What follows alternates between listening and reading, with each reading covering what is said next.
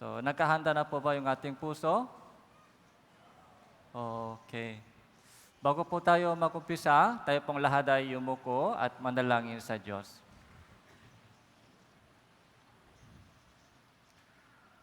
Banal at mahabaging makapangyarihang Diyos, salamat po sa lahat ng biyaya mo at pagpanubay sa aming lakad.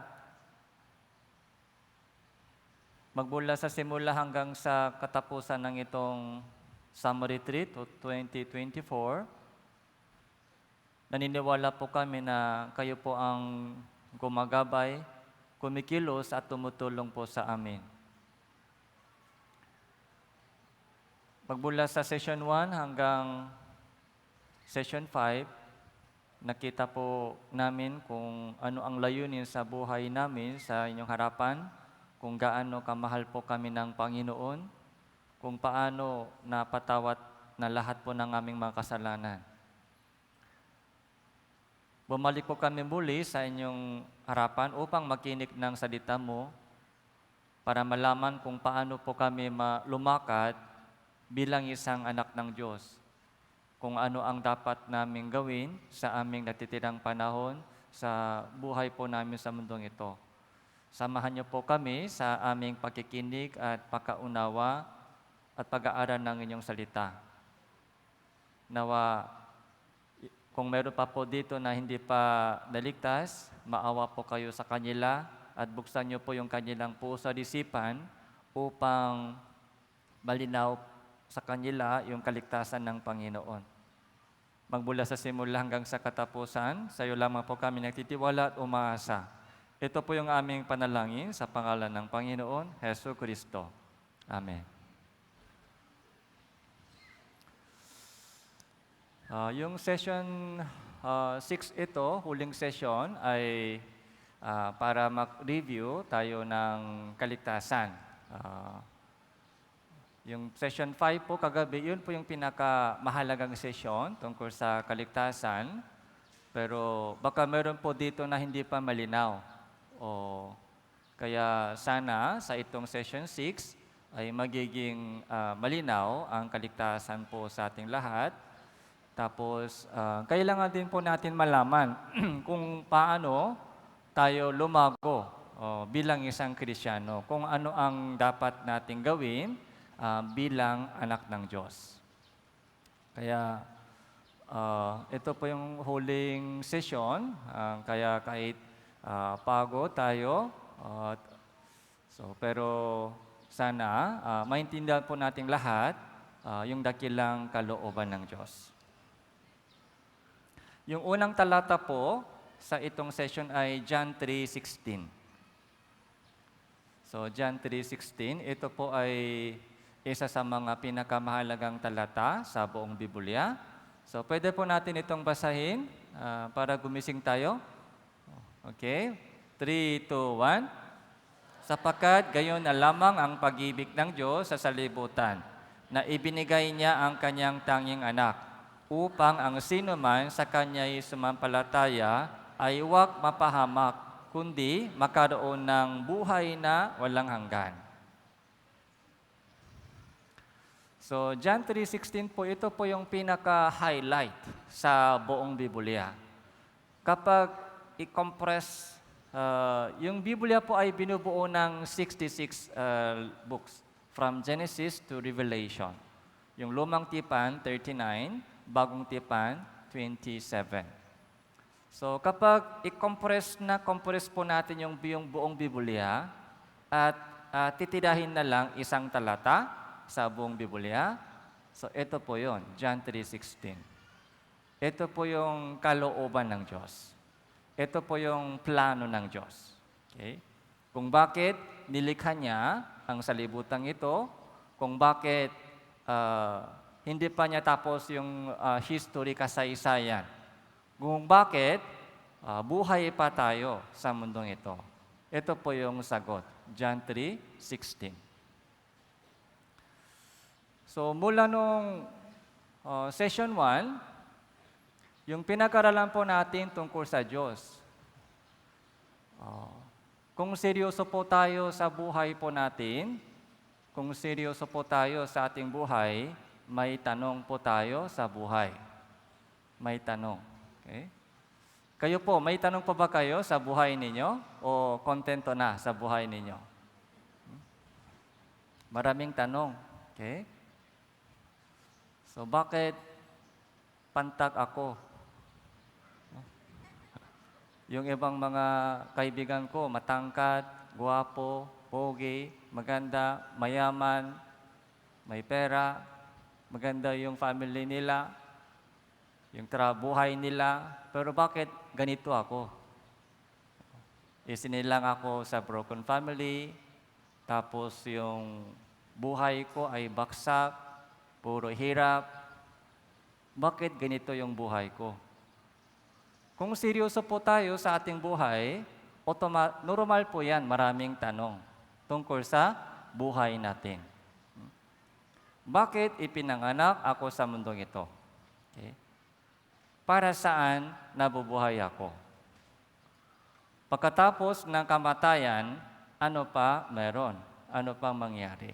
Yung buhay ko ba matatapos sa sementeryo? Sementeryo lang po ba yung katapusan ng buhay ko? Bakit may sakit sa buhay natin? Bakit may disgrasya? Bakit may aksidente? So, bakit may kasalanan? Bakit hindi po natin maiwasan kasalanan?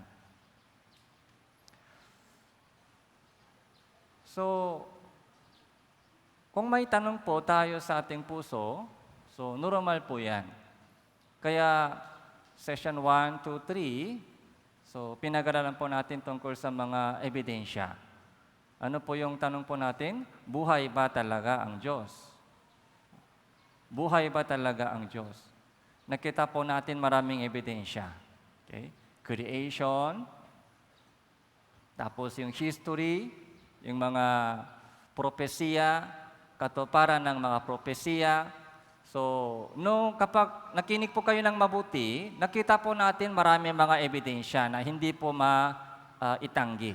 Okay? Kaya sure na po tayo, malinaw na po sa atin, malinaw na po tayo, buhay ang Diyos. Buhay ang Diyos.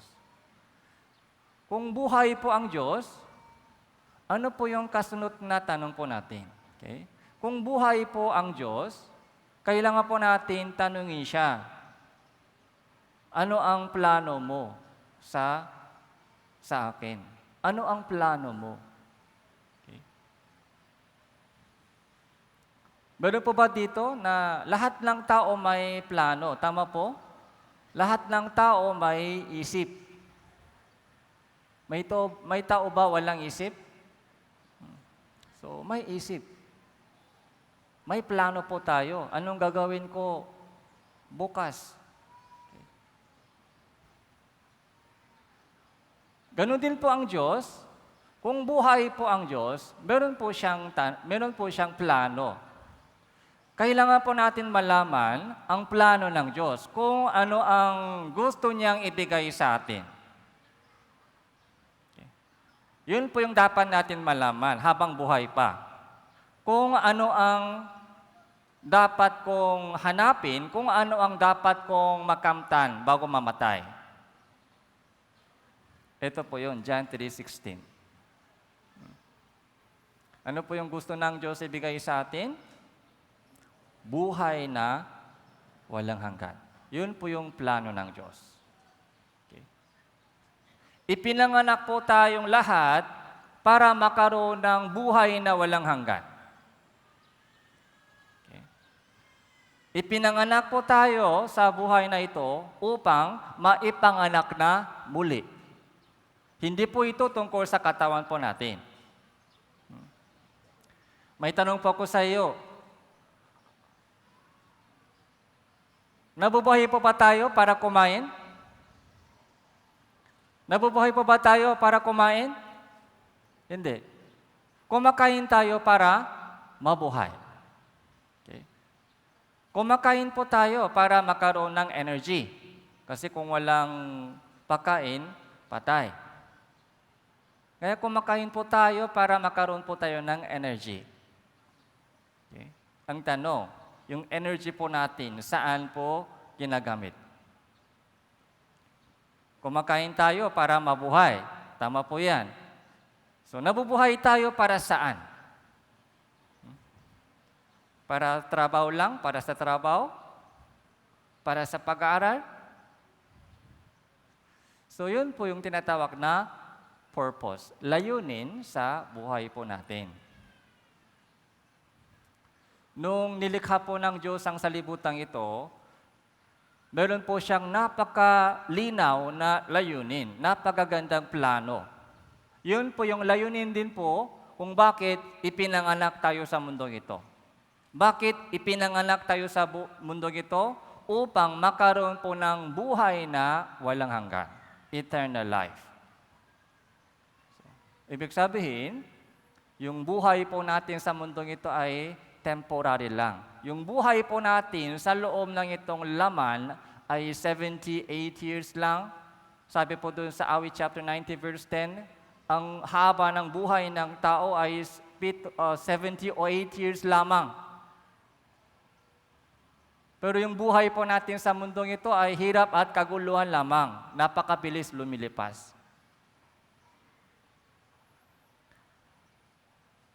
Buti nga po, sumama po kayo sa itong summer retreat at pinag-aralan po natin tungkol sa Diyos, kung ano ang plano ng Diyos, kung ano ang dapat po natin gawin, kung ano ang kailangan po natin.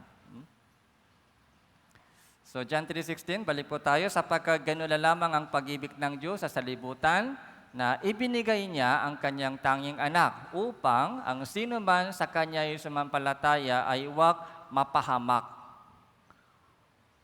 kundi makaroon ng buhay na walang hanggan. Ito po yung storya, yung God's love story.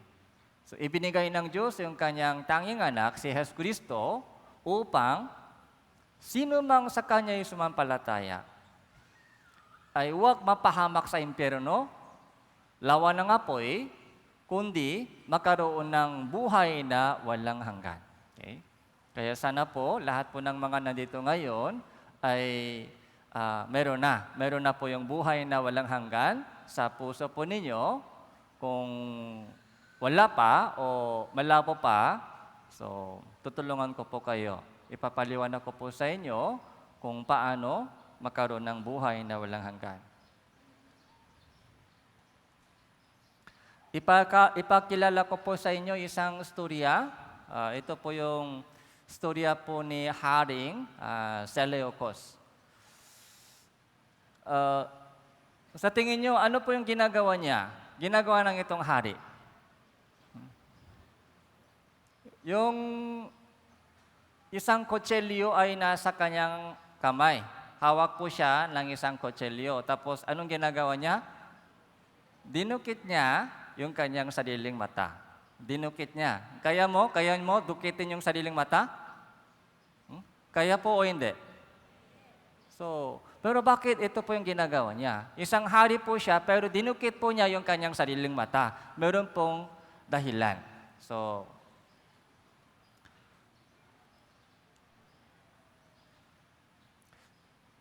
sa panahon po ng haring ito, yung buong bansa ay punong-puno ng kasalanan ng pangalo niya. Yung buong bansa, yung buong kaharian niya ay puno ng pangalo niya. Kaya masakit po yung ulo niya dahil yung mga tao, matigas yung ulo, ayaw sumunod sa batas. Kaya kumalat na sa buong mundong ito yung pangalo niya. Kaya masakit po yung ulo niya, gumawa po siya ng isang napakahigpit na batas. Napakahigpit na batas. Ano po ito? Sino mang nahuli sa kasalanan ng pangalo niya, yung dalawang mata niya ay madudukit. Gumawa po siya ng isang batas. Napakahigpit, nakakatakot. Sino mang nahuli sa pangalo niya, yung dalawang mata niya ay madudukit. Kaya yung mga tao takot na takot. Kaya sa loob ng mga ilang buwan, so tahimik, walang kasalanan. Pero, pagkalipas ng konting panahon, so, nagkaroon po ng isang, so nabalitaan po, nagkaroon po ng isang kasalanan ng pangalo niya. Sino po yung gumawa ng itong kasalanan? Yung anak po ng hari ay nakasala ng pangalo niya. Anak po ng hari, prince. Okay? Kaya masakit po yung ulo.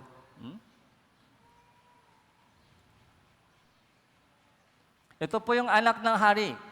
Okay? Nahuli po siya sa paggawa ng pangalo niya. Dinala po siya sa harap ng hari. Yung hari ay tatay. Yung mga anak niya ay nahuli, dinala. Yung kriminal siya, kriminal. Ano po yung sinasabi ng batas? Ano po yung parusa? Yung dalawang mata ay dapat dukitin. Pero bilang tatay, gusto niya dukitin yung dalawang mata ng anak niya? Kaya masakit po yung ulo niya.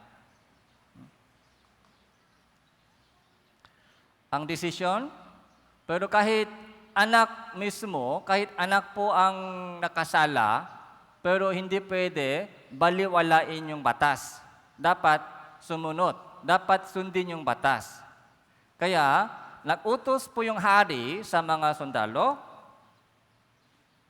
dukitin mo yung mata ng itong kriminal. Itong kabataan, matigas yung ulo. Kaya yung mata niya ay dukitin. Nadukit na, isang mata.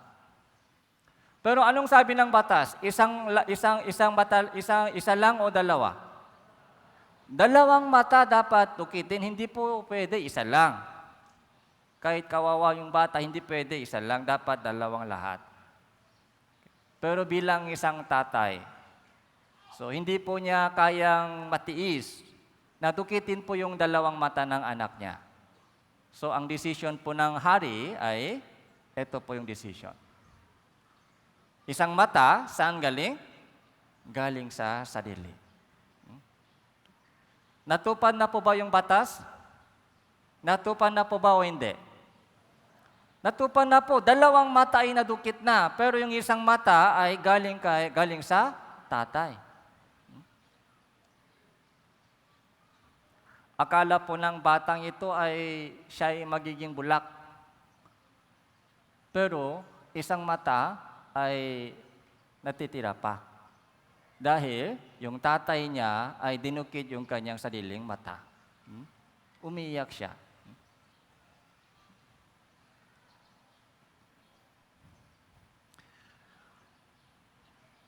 Di ba bilang hari, siya po yung gumawa ng batas, tapos yung anak niya ay nakasala, kaya dapat matupad po yung hustisya. Ito po yung tinatawag na hustisya. Ano po yung sinasabi ng hustisya?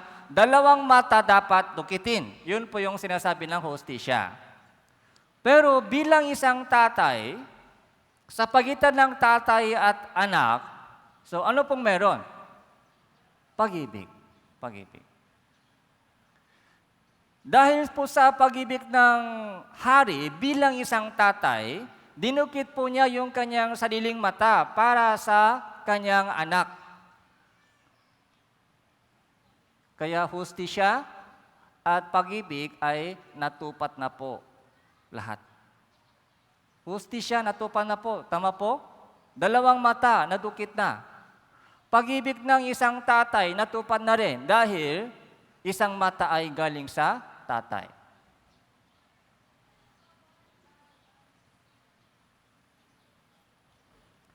May tanong po ako sa inyo.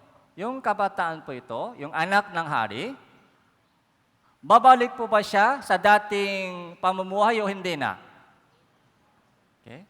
Babalik po ba siya sa mga maraming babae o hindi na? Hindi na. Bakit po? Dahil sa takot sa batas? Hindi. Dahil sa pag-ibig ng ama niya. Tuwing nakikita po niya yung mukha ng tatay, isang mata wala. Bakit walang isang mata? Dahil sa kasalanan ko. Dahil sa kasalanan ko, isang mata ng tatay ay wala na. Hindi ko pwede bumalik sa dating bisyo. Hindi ko pwede bumalik sa dating pamumuhay. Yun po yung puso ng anak. Okay. Kaninong story po ito? Ito po yung storya po nating lahat. Ano po yung sinasabi ng hustisya ng Diyos? Roma chapter 6 verse 23. Kabayaran ng kasalanan ay, ano po? Kamatayan. Dapat mamatay ka. Dapat mamatay tayo dahil tayo po ang gumawa ng kasalanan. Hindi po yung iba. Ako po ang gumawa ng kasalanan, ipinanganak na makasalanan, yung buong buhay ko ay punong-puno ng mga kasalanan. Nagawa po natin yung kasalanan sa isip, sa puso, at sa gawa. Kilala po tayo ng Diyos. Kilala po natin yung ating sarili kung gaano kasama po tayo, kung gaano kadumi po tayo sa harapan ng Diyos. Sinasabi ng hustisya ng Diyos, ikaw dapat mamatay dahil ikaw ang nakasala. Pero anong sinasabi ng pag-ibig ng Diyos? Jesus namatay para sa akin. Okay. Isang tao dapat mamatay. Dapat ako yun. Pero sino po yung namatay? Si Jesus ay namatay dahil sa halip na ako. Dapat ako ang mamatay para matupad po yung hustisya ng Diyos. Pero dahil sa pag-ibig ng Diyos, si Jesus, isinugo ng Diyos si Jesus sa mundong ito, tapos ipinasan sa Kanya ang lahat ng kasalanan, kasamaan po natin. Tapos dumanak po yung Kanyang dugo sa cross. Sa pamamagitan ng Kanyang banal na dugo, lahat ng ating kasalanan ay napatawat na, natubos na, nabayaran na. Yun po yung pag-ibig ng Diyos. May tanong po ako sa inyo. Kung ligtas na po tayo, pwede po ba tayo bumalik sa dating bisyo? Dahil ligtas na? Yung anak ng hari kanina, hindi na po siya bumalik sa dating bisyo dahil sa pag-ibig ng Ama. Bilang isang Kristiyano, hindi po pwede, hindi maaari bumalik po tayo sa dating bisyo, dating pamumuhay dahil sa pag-ibig ng Diyos. Kaya 2 Corinthians chapter 5, verse 14 and 15, ang pag-ibig ni Kristo ang humihimok sa amin sapagkat kami ay lubos na naniniwala na ang isa ay namatay para sa lahat, kaya't ang lahat ay namatay. Siya'y namatay para sa lahat upang ang mga nabubuhay ay huwag nang mabuhay pa para sa kanilang sarili, kundi para sa Kanya na alang-alang sa kanila ay namatay at muling nabuhay. Pag-iisipan po natin mabuti yung salitang ito. Okay? Isa ay namatay. Sino po siya? Si Jesus ay namatay para sa lahat. Para sa ating lahat. Okay? Para sa iyo. Para sa akin. Namatay po si Hesus Kristo. Dapat tayo po ang namatay. Dapat tayo po ang ipako sa cross. Pero siya po yung namatay sa cross para sa atin. Siya'y namatay para sa atin upang, ito po yung purpose, ang mga nabubuhay ay huwag na mabuhay pa para sa sarili. Dati, nabuhay po tayo para sa sarili. Nabuhay po tayo noon para sa akin, para sa aking pamilya lamang, para sa anak lang, para sa anak, para sa family, para sa asawa. Yun po yung dating buhay. Pero isang taong ligtas po ay hindi na mabubuhay pa para sa sarili, kundi para kanino nabubuhay? Para sa Diyos. Yun po yung tinatawag na Christian living. Hindi dahil sa takot sa impyerno. Wala nang takot sa impyerno dahil, ligtas na ako, anak na ako ng Diyos. Lahat ng kasalanan kong ginawa at mangyayari pa sa future, hinaharap ay napatawat na, nabayaran na. Kaya wala nang takot sa impyerno. Pero bakit mabubuhay ako para sa Diyos? Dahil sa Kanyang pag-ibig.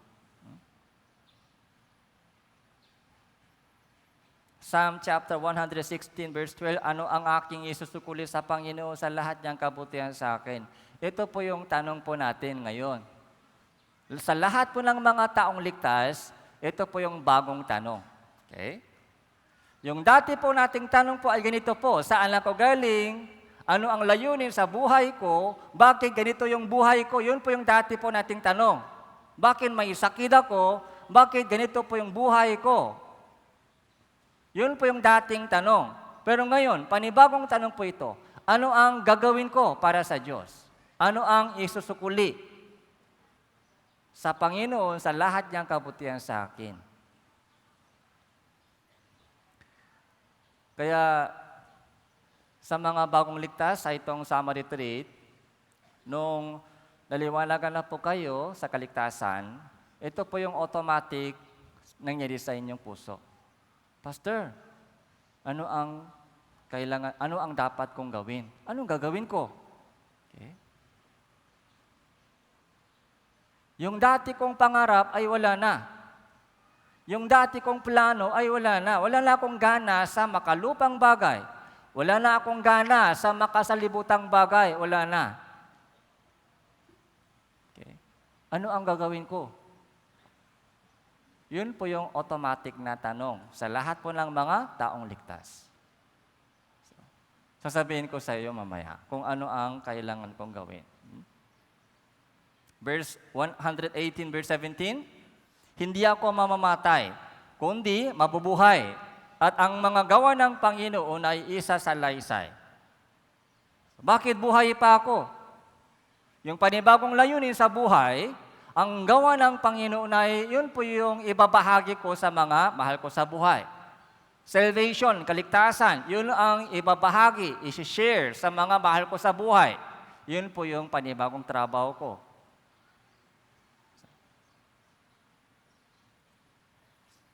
So, pandunin po natin isang video clip.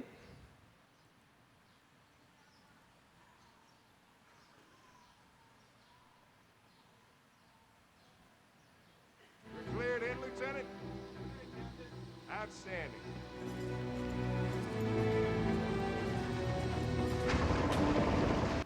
So, ito po yung istorya po ng isang Coast Guard, yung taga-bantay sa dagat. So, Coast Guard.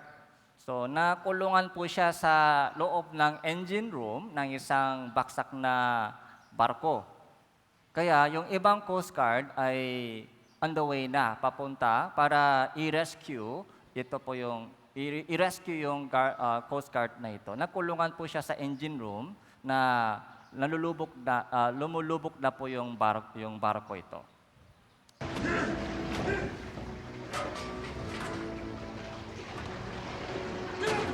Unti-unti pumapasok yung tubig.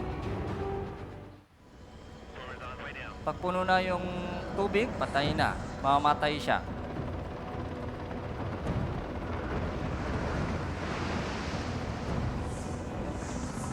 Bumaba pa po siya, rescue.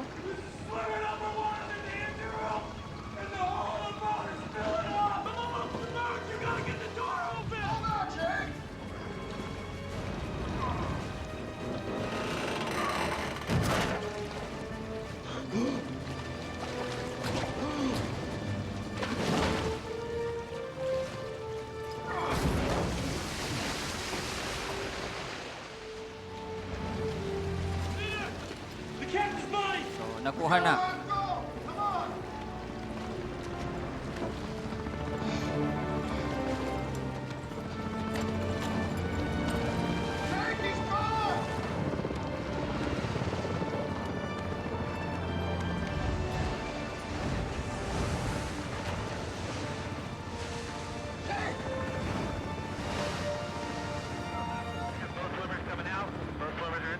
All right, I got him. Kaya kukunin po sila ng helicopter, dalawa.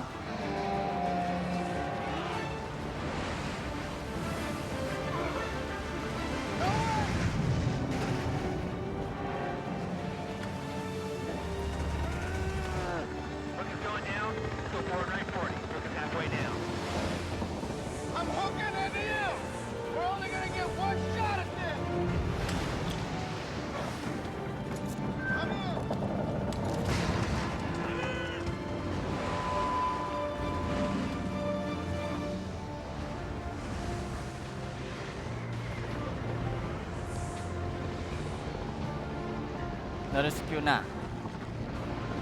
I thought you were going fishing! What do you call this?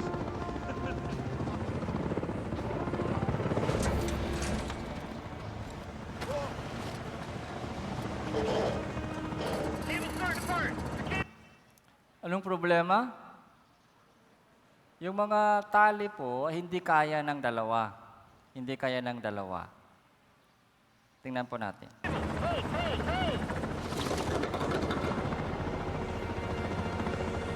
Okay, hold right there, hold. I'm bringing them up. I gotta get on this cable up in the drum.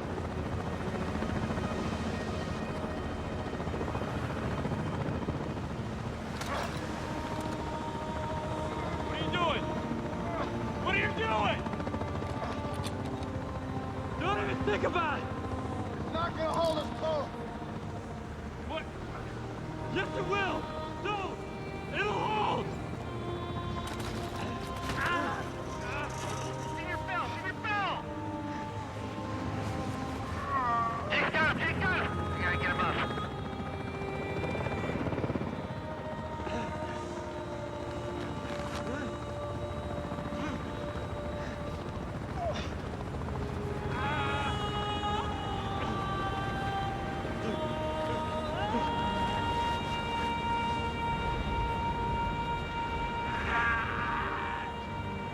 I won't let go! I know.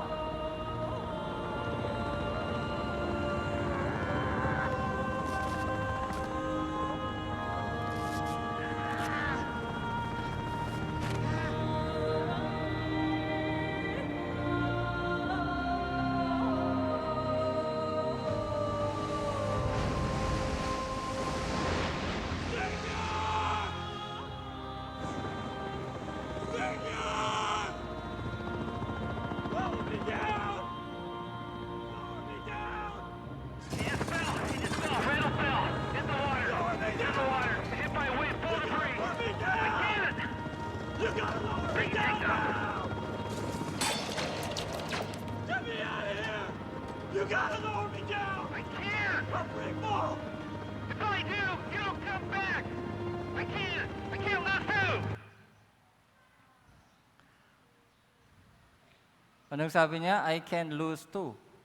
So, tinanggal po ng isang senior yung kanyang globe para iligtas yung itong bago, yung junior na Coast Guard. Okay.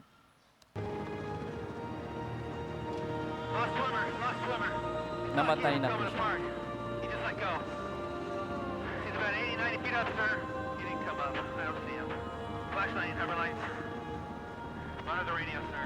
Look for flares, strobes, anything. Go right in the debris. Lost swimmer. Lost swimmer.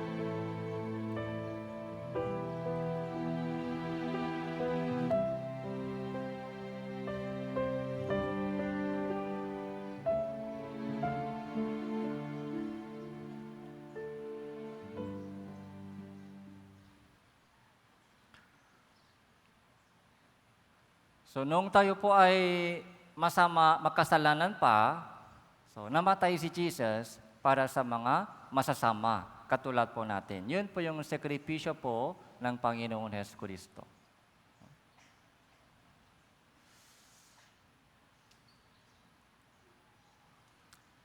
Kaya ganito po yung mga dati po natin buhay. Ipinanganak tayong makasalanan.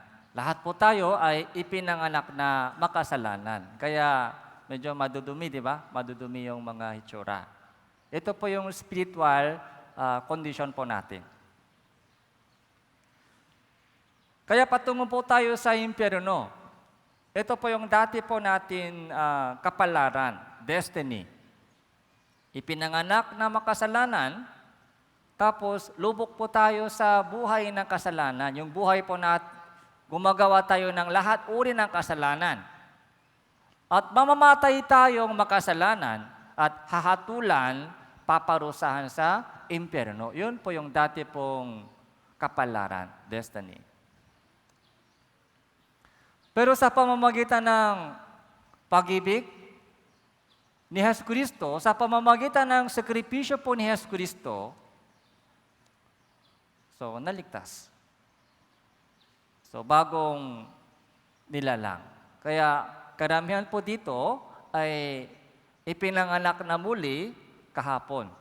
Okay? Sa pamamagitan ng Ebanghelyo. So yun po yung tinatawag na spiritual birth. Okay? Ipinanganak na muli, na born again na ako, ligtas na ako, so naging naligtas na ako.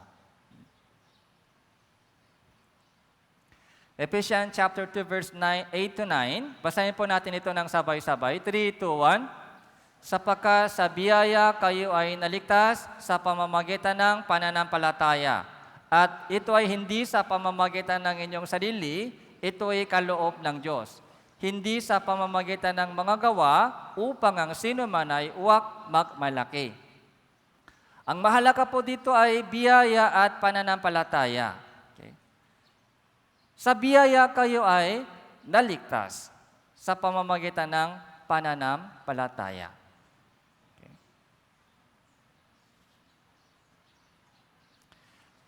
Ganito po yung para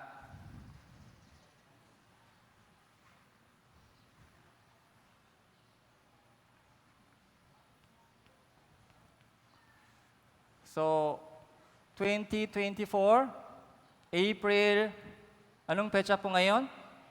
April 10. Okay?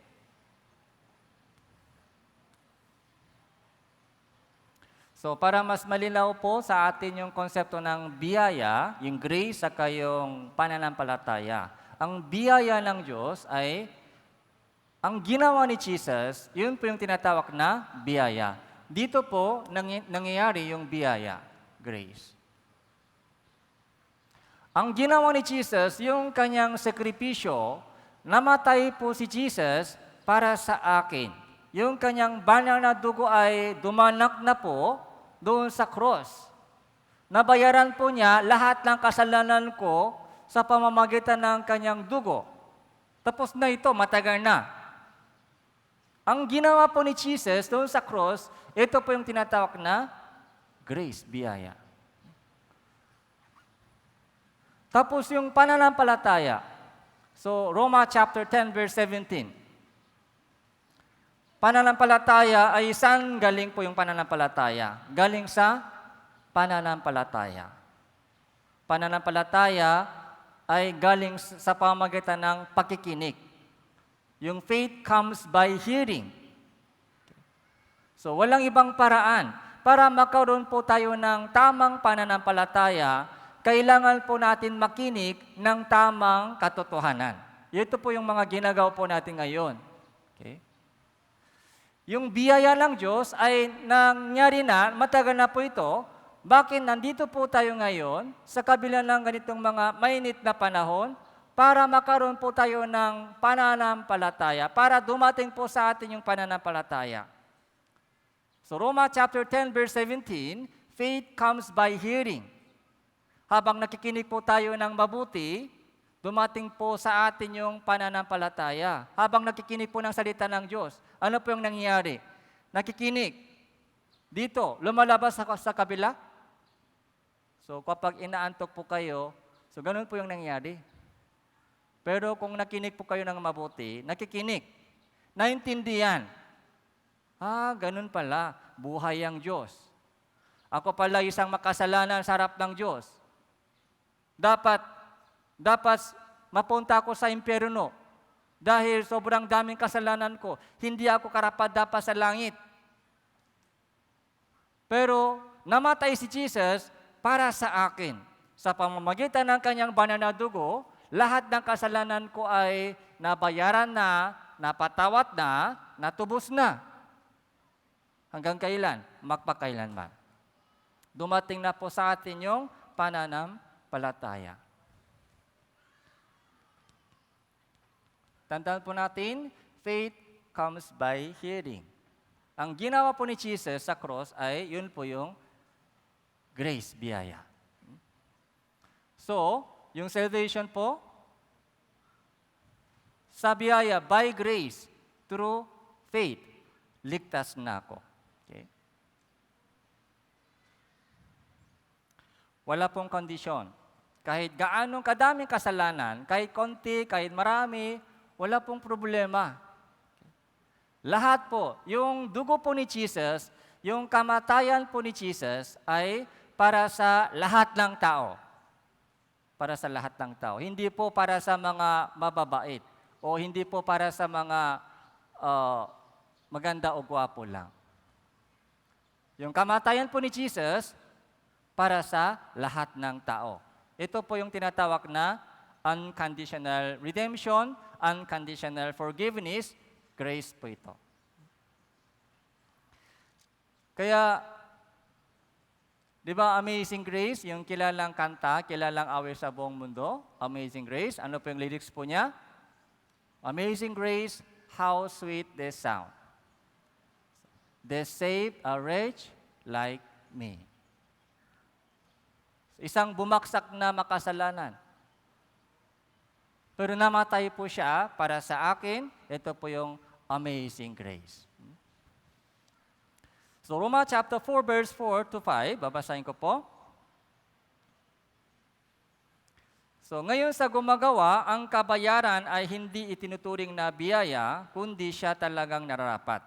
Uni sa kanya na hindi gumagawa, kundi sumasampalataya sa kanya na umaring ganap sa masamang tao, ang kanyang pananampalataya ay itinuring na katuwiran. So, halimbawa po, meron pong dalawang worker. So, worker A, worker B. Yung construction worker, itong dalawa. Ako po yung boss. Yung A, yung mga worker A ay masipag. Araw-araw, pumasok po siya sa trabaho, tapos hindi siya tama sa trabaho mula umaga hanggang gabi. Kaya, from Monday to Friday, so nagtrabaho po siya, Pagdating sa Sabado, binibigyan ko po siya ng sweldo. Isang araw, 500 times 5 days. Magkano po? So, 2,500. Mga Sabado, yung sweldo, weekly salary. Yung salary, sahod, ito po ba yung biyaya o hindi? Ano po yung sinasabi ng Biblia? Yung sahod po, yung salary, biyaya po ba o hindi? So, balik po tayo sa Bible. Roma chapter 4, verse 4 and 5. Sa gumagawa, ang kabayaran, sahod ay hindi itinuring na biyaya. Yung sahod, sweldo, hindi po siya biyaya. Nararapat, tanggapin. Sa akin yan, sa akin. Halimbawa po, kung kayo po, pagkatapos ng trabaho mo sa company, sa office mo, isang buwan, sinabi ng boss sa iyo, pasensya na, walang sahod itong buwan. Papasok ka ba ulit next month? Okay lang po, okay. Ganun po ba sasabihin po natin? So, nahirapan ka sa pagod, sa trabaho, puyat. Pero kung hindi ka binibigyan ng salary, magagalit ka. So, ipapakaso sa barangay. Yung boss ko, ayaw magbigay ng salary, sahod. Ibig sabihin, yung sahod mo ay sa'yo yan, sa'yo. Kapalit po ng pagod mo, kapalit ng mga stress mo. Hindi po yung biyaya, sa iyo po yan, sa iyo. Nararapat kayo sa salary. Pero, yung worker, itong B, worker, ito B, May sakit po siya. Hindi po siya nakapasok sa trabaho for one week. Hindi siya nakapasok for 1 week. Kaya ako po, boss, ay bumisita sa bahay niya. Ay naku, nakita ko, yung mga bata, anak niya, walang pagkain, kawawa. Walang pangbili ng gamot. Nakahiga lang sa bahay. Yun po yung nakita ko. Tapos, kaya naawa ako sa kanya. Kaya binigyan ko siya ng 1 week salary, 2,500, kahit hindi siya nakapasok. Hindi siya nakapasok, pero binigyan ko siya ng 2,500, 1 week salary. Biyaya po ito, hindi? So, malakas na. Biyaya po ito. Bakit biyaya po ito tawag? Yung taong ito, hindi nararapas sa itong sahod dahil hindi siya nakapasok. Nakahigal lang po siya. Nakahigal lang. Pero bakit binigyan siya ng yung 1 week salary? Saan galing po yung mga 1 week salary? Galing po sa kanyang trabaho o galing sa aking puso? Anong nangyari sa aking puso? Awa po yan, awa. Naawa ako sa kanya, kaya kahit hindi siya nakapasok sa trabaho, binigyan siya ng 1 week salary. Ito po yung grace. Ibig sabihin, tayo po lahat, hindi po tayo karapat-dapat sa langit. Hindi po tayo nararapat sa langit. Hindi tayo mabait. Okay. Makasalanan lang tayo, makasalanan. Sinner lang tayo. Ipinanganak na makasalanan, lahat uri ng kasalanan na sa akin, mga bisyo. Kahit hindi sa gawa nakakasala, mas maraming kasalanan nangyari sa isip, sa puso. Hindi tayo karapat-dapat sa langit. Kaya tayo po ay isang bumaksak na makasalanan sa harap ng Diyos. Hindi tayo nararapat sa langit. Ganun pa man, namatay si Jesus sa cross 2,000 years ago at dumanak po yung kanyang banal na dugo para sa akin. Roma chapter 5 verse 6, basahin po natin ito ng sabay-sabay. 3, 2, 1. Sapagkat nung tayo ay mahihina pa, sa tamang panahon, si Kristo ay namatay para sa masasama. Okay. Sino dito masasama? Okay. Swerte kayo, swerte. Yung mga masasama dito, swerte. Dahil si Jesus namatay para sa atin. Kung hindi po siya namatay para sa akin, para sa masasama, saan tayo pupunta? Impyerno. Dahil masama tayo, masama. Masama tayo. Marumi tayo, marumi. Makulit tayo, makulit. Ayaw makinig ng salita ng Diyos. Ayaw sumunod sa salita ng Diyos.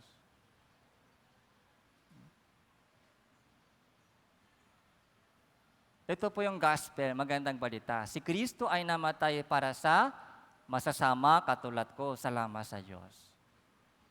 Kung hindi siya namatay para sa masasama, so wala akong pag-asa. Okay? Dahil masama lang ako.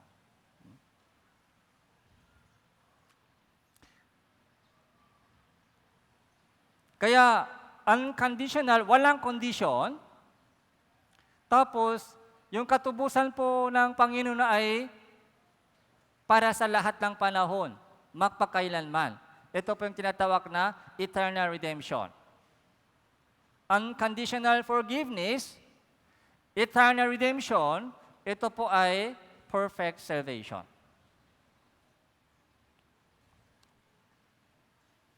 Unang Pedro chapter 1 verse 18 to 19, nalalaman ninyo kayo'y tinubos mula sa inyong walang kabuluhang paraan ng pamumuhay na minana ninyo sa inyong mga ninuno. Hindi lang mga bagay na nasisira tulad ng pilak o ginto, kundi ng mahalagang dugo ni Kristo. Tinubos na tayo sa pamamagitan ng mahalagang dugo ni Jesus Kristo. Kailan po tayo tinubos?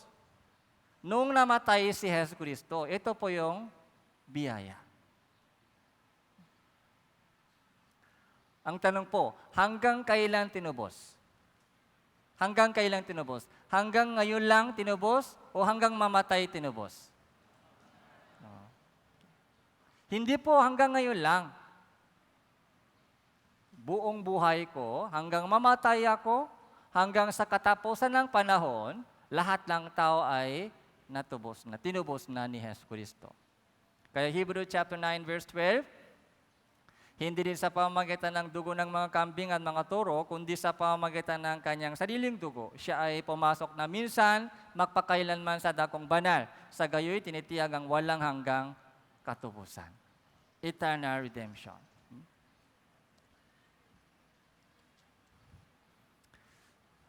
So, may idea po tayo, yung prepaid and postpaid. So, Meralco, yung taga Manila. Meralco, yung bill, babayaran sa Meralco, postpaid o prepaid? Walang idea. Yung water bill, prepaid o postpaid? Yung gamit muna o bayad muna, water bill. Pagkatapos gumamit, babayaran. Yung Meralco, yung kuryente, yung Batelec po dito sa Batangas, yung Meralco sa Manila, bayad muna o gamit muna? Gamit muna, tapos babayaran. Postpaid, tama po? Postpaid po yan.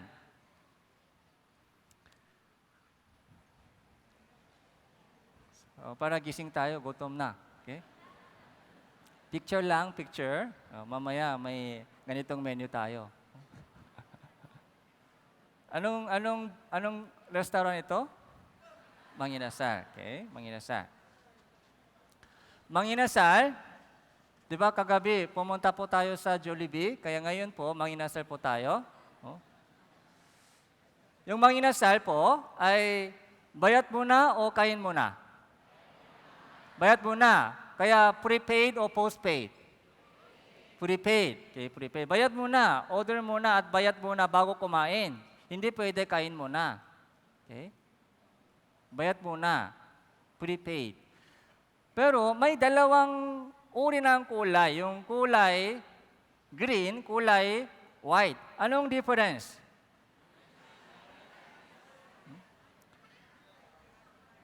So, mamaya po pag uwi po kayo, so dumaan po kayo sa sa Manginasal para check-in po ninyo. Yung kulay green ay only rice. Only rice. Kulay white ay isang rice lang. Isang rice. Kaya pag malakas kumain, anong dapat order? Kulay green, dapat i-order mo. Only rice. Hanggang ilan kanin pwede? Hanggang 5, kaya? Ako hanggang 3, kaya? Pero yung brothers po, maaari hanggang 5. Okay? Only rice. Okay? Yung kulay green. Kaya pag nabayaran mo na yung only rice, yung paa o pecho, only rice. Bayaran na. Tapos, di ba, kung ubos na yung kanin, pwede mag-order, di ba, extra rice? Extra rice? Hoy, kuya dito, extra rice. Mahiya, pero kung hindi tawag, wala. Okay? So, yung extra rice, so, babayaran pa o hindi na? Hindi na babayaran dahil tapos ng bayad. Tapos, yung menu mo ay only rice, unlimited. Unlimited. Kaya pwede pangalawa, pangatlong extra rice? Pwede? Pwede pang 5? Pwede. Pwede pang 7? Pwede. Hiya lang, hiya. Pero pwede rin. Okay? Konting hiya rin. Konting hiya na lang. Labanan mo. Hanggang only rice, hanggang mabusok. Hanggang mabusok. Hindi maubos. Ganun po yung kaligtasan. Okay?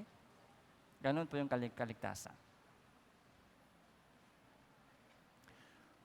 Yung kasalanan po natin, nakagawa ng kasalanan, past, present, saka yung future sin, Yung past sin, yung present sin, saka yung future sin, lahat. So, tapos na yung bayad. Sino po yung nagbayad? Kayo po o si Jesus? Si Jesus po ang nagbayad.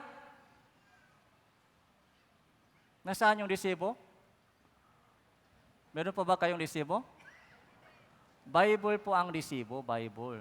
Sinasabi ng Biblia, tapos na yung bayad, fully paid, fully paid. May balance po ba? May balance? Wala nang balance, fully paid. Nag-down lang po si Jesus, 50%, nag-down lang. Yung remaining balance, ikaw ang bahala. Kung ganun po, wala po tayong budget. Patay. Okay. Wala po tayong budget. Kaya si Jesus po ay fully paid, kahit wala pa tayo noon. 2,000 years ago, wala pa tayo noon. Pero alam po ng Diyos kung sino-sino isisilang pa sa future, kung anong kasalanan gagawin pa nila, lahat ay nabayaran na ni Jesus Cristo. Fully paid. Prepaid po yan. Tapos, ani rice? Ani grace. Ani grace. Hindi maubos yung biyaya ng Diyos. Hindi maubos yung biyaya ng Diyos. Ibig sabihin, kahit anong kasalanan mangyari sa future, tapos na rin yung bayad. Hindi na kailangan babayaran pa. Yung extra, yung additional sin sa future, ay tapos na rin po yung bayad. Ano lang? Kapag umorder po tayo ng maraming kanin, anong meron? Hiya lang. Ganon din po kapag nakakasala po tayo sa future. Mahiya tayo, mahiya. Saan po tayo mahiya? Sa pag-ibig ng Diyos. Namatay siya. Tumanak po yung kanyang dugo, pero bakit ulit-ulit ako? So hiya lang, hiya. Pero bayad po ay tapos na.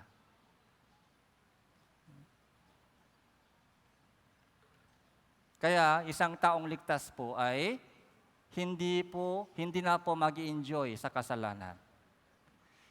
Kung isang tao po ay tunay na ligtas, hindi na po siyang masaya sa kasalanan. Maaari po matisot minsan dahil nandyan pa rin yung likas ng kasalanan. Habang buhay pa, hindi po natin maiwasan yung kasalanan. Minsan, natitisot po tayo sa tukso ng salibutan, pero hindi na po tayong masaya sa kasalanan. Yung mga pag-inom ng alak, dati sarap. Sarap ng alak. Sarap ng mga sigarilyo. Sarap ng lasa ng kasalanan dati. Yung mga ginagawa po natin sa mga barkada ng mga kabataan, masaya dati. Sayang-sayaw. Pero hindi na ngayon. Hindi na.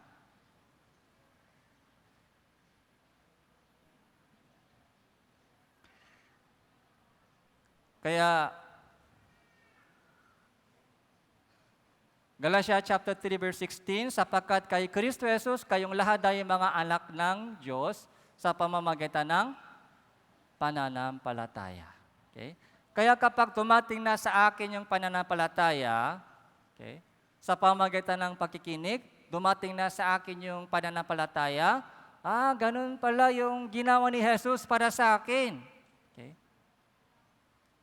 Ako pala isang napakahalaga sa paningin ng Diyos.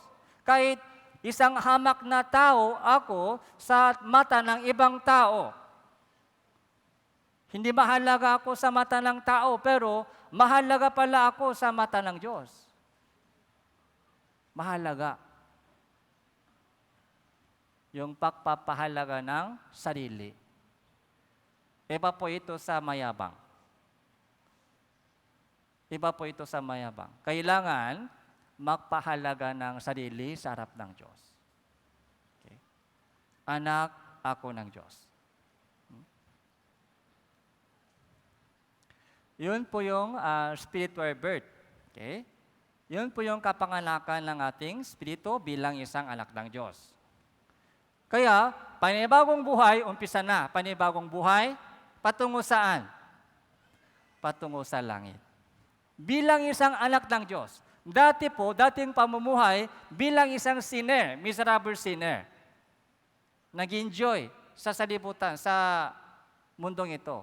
Hinahanap yung kaligayahan sa mundo, pero wala. Walang tunay na kaligayahan, walang tunay na kasiyahan. Kaya doon sa session 1, so narinig po natin yung kantang Anak. Okay? Ang kantang ano po? Yung kanta ni Freddy Aguila. Okay? Kahit nakamit mo na ang pangarap mo, pero may kulang pa rin. Hindi pa nasisiyahan. Bakit nga ba ganito ang buhay? Okay? Dahil, yung tunay na kaligayahan ay wala dito sa lupa. Pero nung ipinanganak po tayo bilang anak ng Diyos, doon po nagumpisa na po yung panibagong buhay patungo sa kaharian ng Diyos. Ito po yung tinatawag na Christian living, growing. Okay? Ipinanganak na bilang isang anak ng Diyos, baby pa, kailangan lumago. Ito po yung pangalawang step sa ating Christian living.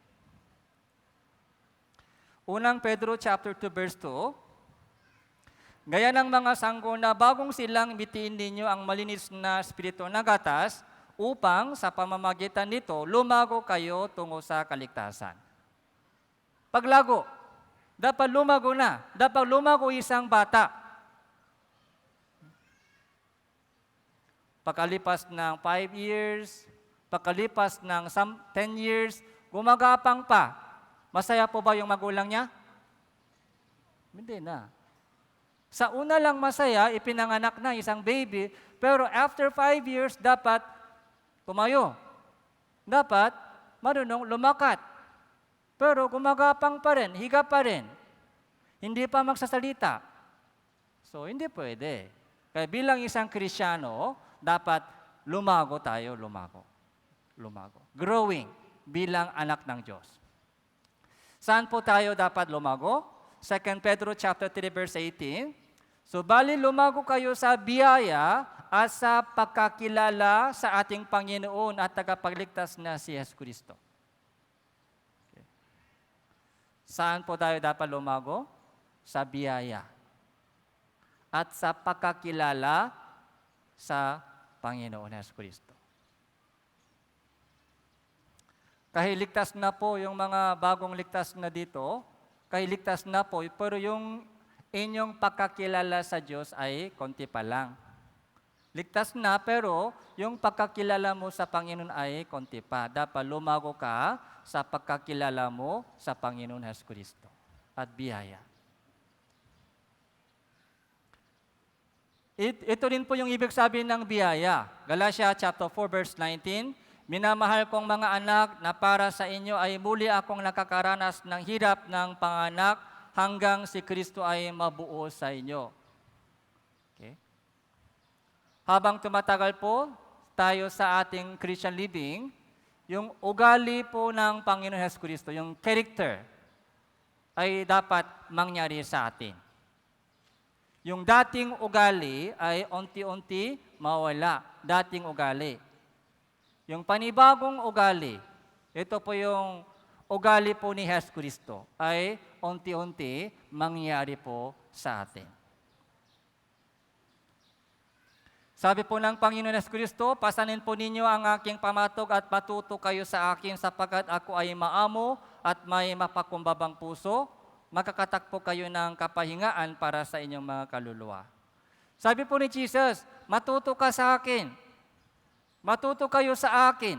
Ako ay maamo, mapakumbaba. Matuto ka sa akin. Kaya dapat, lumago po tayo sa pagkakilala sa Panginoon. Yung growing. Kaya Pilipos chapter 2 verse 12, isagawa ninyo ang inyong sariling kaligtasan na may takot at panginginig. Kaya ito po yung tinatawag na work out your salvation. Isagawa. Okay? Hanggang mabuo si Kristo sa inyo. Kailangan po natin tularan si Hesus Kristo. Kailangan po natin gayahin si Hesus Kristo. Panibagong ugali. Okay? Pero wag po kayo mag-alala. So meron po tayong katulong.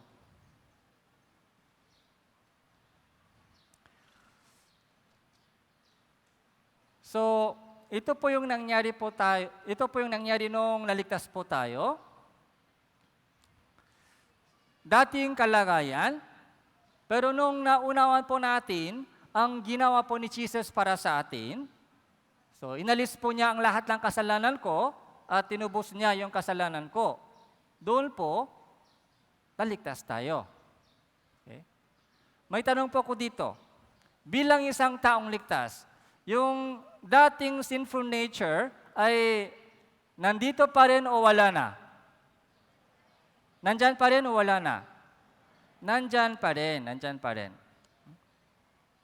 Kahit anak ka ng Diyos, pero yung ugali, yung pagnanasa ng likas ng kasalanan ay nandito pa rin, sinful nature.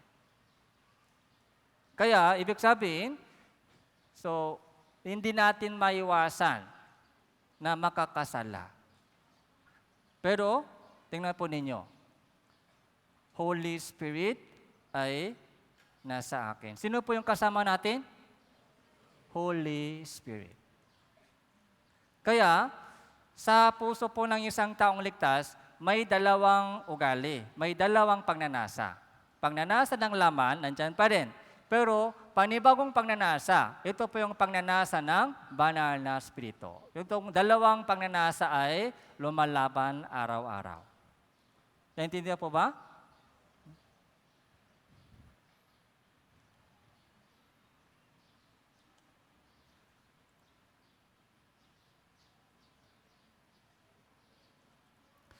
So, Galatia chapter 5, verse 17 po. Sapagkat ang laman ay nananasa laban sa Espiritu, at ang Espiritu ay laban sa laman.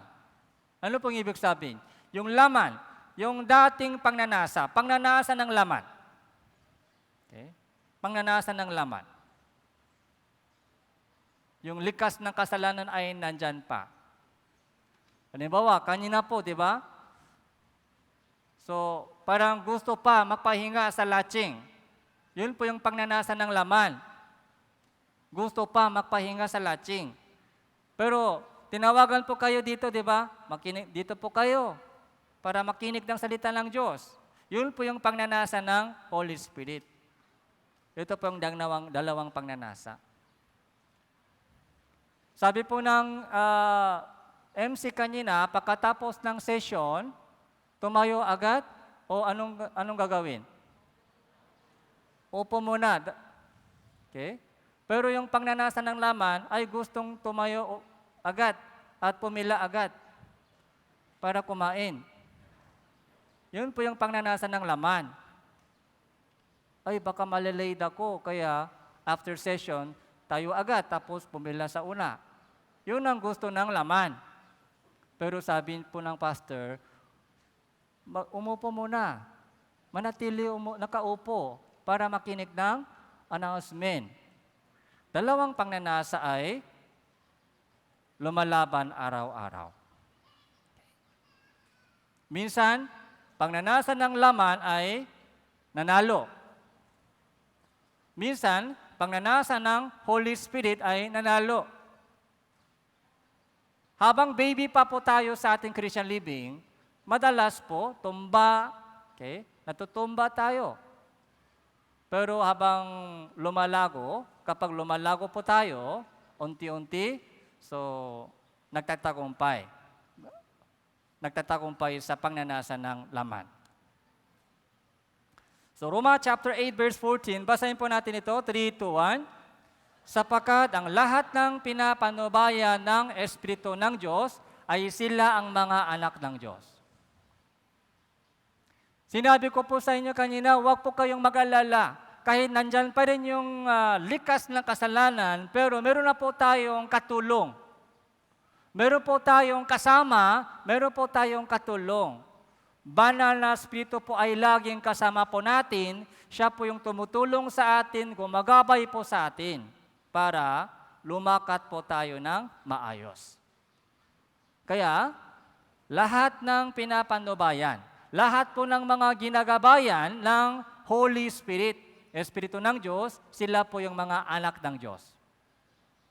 Ibig sabihin, lahat po ng mga anak ng Diyos ay ginagabayan ng banal na Espiritu. Okay.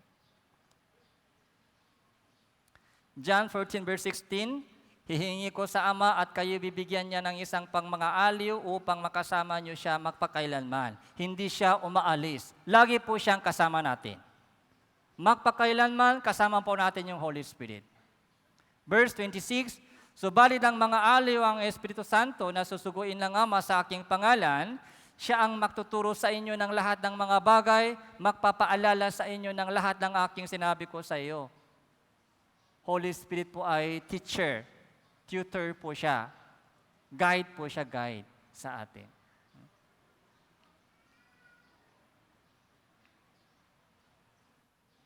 Kaya Galatia chapter 5 verse 15, subalit sinasabi ko, lumakat kayo ayon sa Espiritu. Huwag niyong bigyan kasian ng mga pangnanasa ng laman. Okay. Dalawang pangnanasa. Sumunod ka, makinig ka sa pangnanasa ng Espiritu. Lumakat ka, makinig ka, sumunod ka sa pagpanubay ng Espiritu. Kung ganun po, ganito po yung mangyari. Kapag sumunod po, lumago po tayo ng maayos at sumunod po tayo. Lumakat po tayo ayon sa pagnanasa ng banal na Espiritu. Galatia chapter 5 verse 22 to 23. Ang bunga ng Espiritu ay pag-ibig, kagalakan, kapayapaan, pagtiyatiyaga, kagandang loob, kabutihan, katapatan, kaamuan, pagpipigil sa sarili. Ito po yung mangyari po sa atin.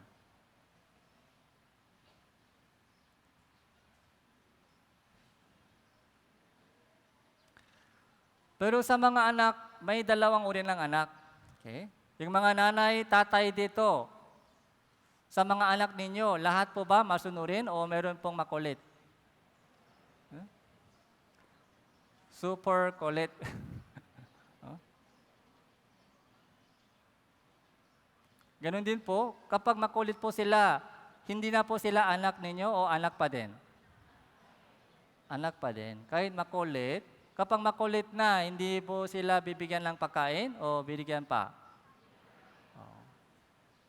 Bibigyan pa ng pagkain. Ganun din po sa mga anak ng Diyos, meron pong makulit na anak, meron pong masunurin na anak. So, anong uri ng anak gusto po ninyo? Dapat masunurin anak tayo. Hindi pwede makulit sa harap ng Diyos. Kapag nakasala po tayo, sinabi ko sa inyo, kahit ligtas na, maaari makasala po tayo sa future. Kapag nakagawa po tayo ng kasalanan, ano ang dapat gawin? Anak pa din, di ba? Anak pa din. Dahil yung salvation po ay hindi ayon sa ating sariling gawa.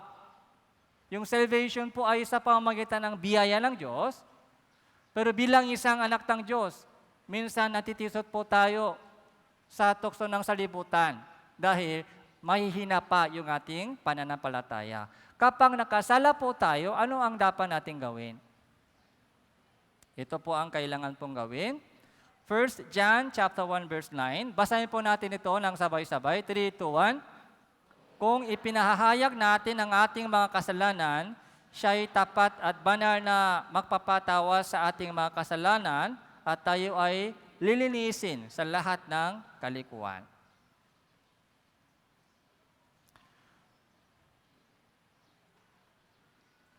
Kapag nakasala po tayo bilang anak ng Diyos, anak pa din.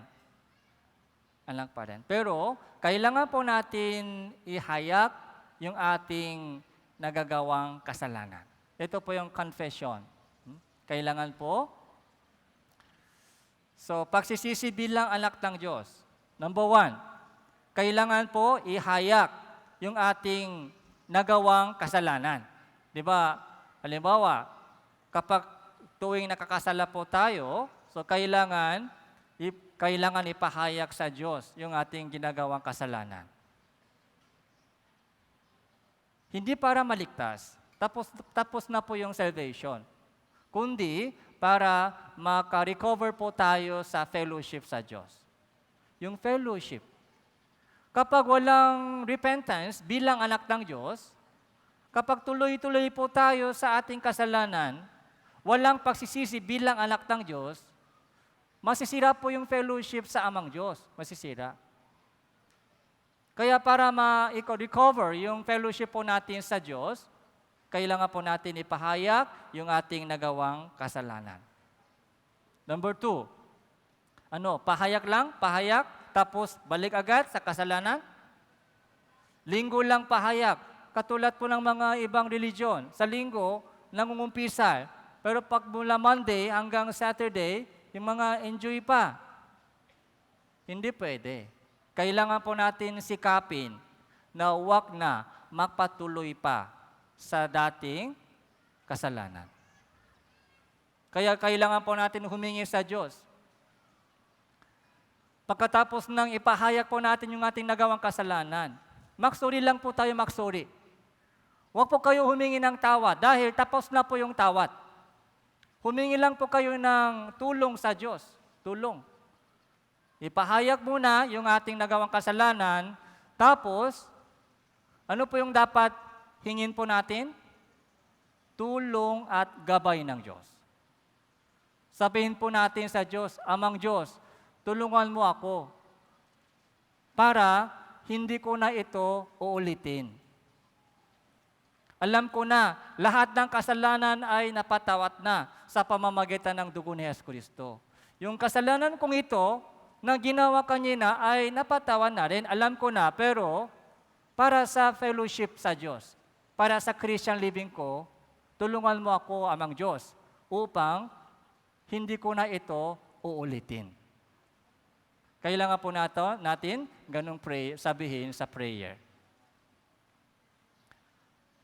Number 3, para hindi po tayo magpatuloy sa dating kasalanan, ito po yung napakahalaga. Kailangan manatili sa iglesia at sumunod sa salita ng Diyos. Kailangan po natin manatili sa iglesia. So, ipapaliwanag ko sa iyo kung ano po ang iglesia. Iba po, yung iglesia, ito po yung napakahalaga.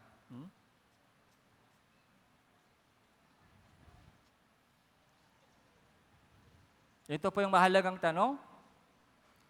Kung hindi natin ipinahayag sa Diyos yung ating nagagawang kasalanan, ano yung mangyayari? Pupunta po ba sa impyerno? Hindi po. Dahil anak na tayo, anak. Yung anak po, hindi na pwede mapupunta sa impyerno, anak na. Kung ganon, kapag hindi po natin ipinapahayag yung ating kasalanan, ano po ang mangyari? Ito po yung mangyari. Malulungkot amang Diyos. Malulungkot amang Diyos sa iyo. Dahil ayaw niya na magpatuloy tayo sa dating pamumuhay. Kung gusto mo magpalungkot sa amang Diyos, tuloy kayo sa kasalanan. Kung gusto mo magpalungkot, magpaiyak sa Diyos, tuloy kayo sa kasalanan. Pangalawa, kung hindi po natin ipinapahayag yung ating kasalanan o kung walang pagsisisi bilang anak ng Diyos, hindi tayo lumalago sa pananampalataya. Walang growing. Kahit after 5 years, after 10 years, bata pa dahil hindi normal yung kanyang pamumuhay Kristiyano. Yung dating pamumuhay nandyan pa. Dating pangarap nandyan pa rin. Gusto pa mag-enjoy ng dating kasalanan, dating pamumuhay. Kung ganun po, walang growing. Walang growing. Kung walang growing, kung hindi lumalago, gagamitin po ba sila ng Diyos o hindi? Hindi sila gagamitin po ng Diyos. Yung baby, saan gagamitin yung baby? Nakahiga lang, umiiyak lang yung nagdudumi lang yung baby. Hindi pwede gagamitin po sila ng Diyos. Kaya, okay lang po ba ganito? Ay, Pastor, okay lang. Kasi ligtas na kahit papaano, sa langit ako pupunta. Kahit walang kantimpala, kahit walang growing, okay lang. So, mali po yung takbo ng isip. Kung ligtas na po kayo, dapat lumago kayo.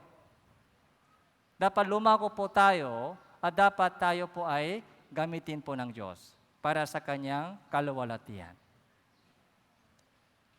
Pag tuloy-tuloy, pag pasaway na pasaway, ano po yung gagawin ng Diyos? May palo. Nakakatakot po yan, tapalo. Hebrew chapter 12 verse 6 po, sapagkat dinidisiplina ng Panginoon ang kanyang minamahal at pinarurusahan ng bawat itinuturing na anak. Okay? Lahat po ng anak ng Diyos ay dumadaan ng palo ng Diyos. May palo. Verse 8, Unit kung kayo ay hindi dinidisiplina ng siyang nararasan ng lahat, kung gayon, kayo ay mga anak sa labas at hindi mga tunay na anak. Kung walang disiplina, kahit nakakasala pa rin, kahit tuloy-tuloy sa dating pamumuhay, pero walang disiplina, anong ibig sabihin? Anak ka ng kapitbahay. Hindi ka anak ng Diyos. Anak ka ng kapitbahay. Yung anak ng kapitbahay, pwede kong paluhin sila? Hindi pwede. Makukulungan ako. Pero yung sariling anak ko, kapag nakita ko na pasaway sila, so pwede paluhin. Pwede paluhin. Dahil minamahal ko sila. Ayaw ko maligaw sila. Bilang tatay, ayaw ko na maligaw sila.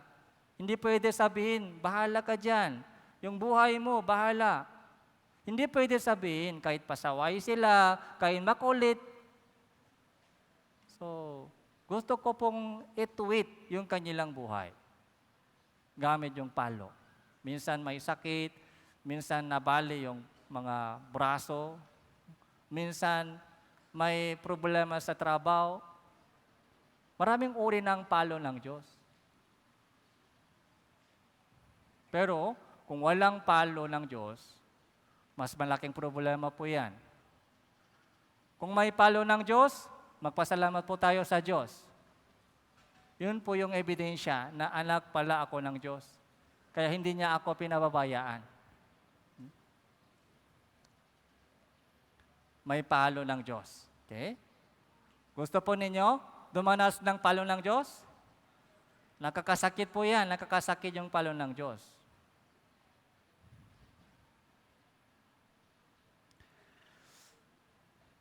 So, kaya pag tumating po sa langit, hindi na po sasama yung sinful nature.